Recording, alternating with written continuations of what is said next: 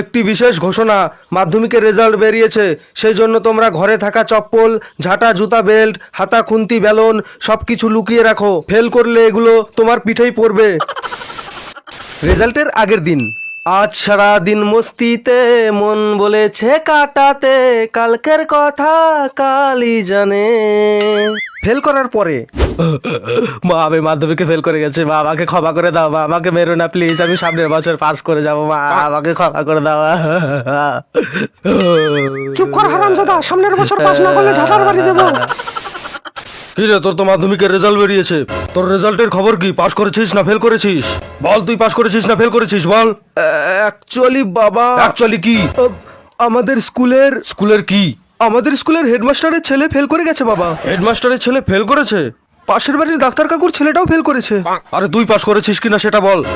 পল্টুর বাবা ইঞ্জিনিয়ার, পল্টু এবার মাধ্যমিকে ফেল করেছে। আরে হারামজাদা, তুই পাস করেছিস কিনা সেটা বল। ডাক্তার ইঞ্জিনিয়ারের ছেলেরা যদি ফেল করতে পারে, তাহলে তুমি কোন হরিদাস পাল যে তোমার ছেলে পাস করবে?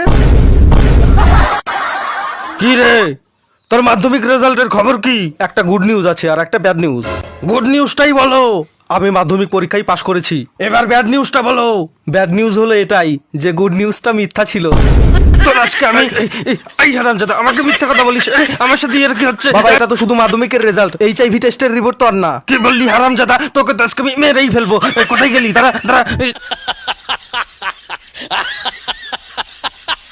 মাধ্যমিকের তো রেজাল্ট দিয়েছে। হ্যাঁ দিয়েছে।